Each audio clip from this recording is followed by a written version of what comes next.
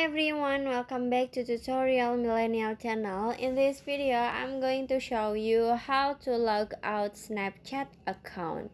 Let's get started. First, open your Snapchat, and in here you click on profile menu at the top.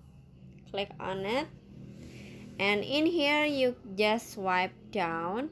In here you click on the setting icon at the top, this one.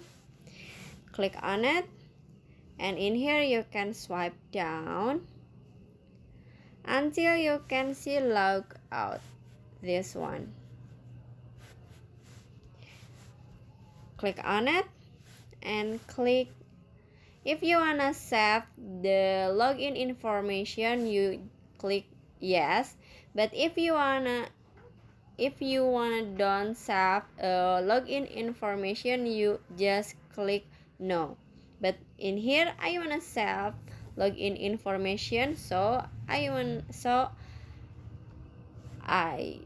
choose yes, and then click log out. This waiting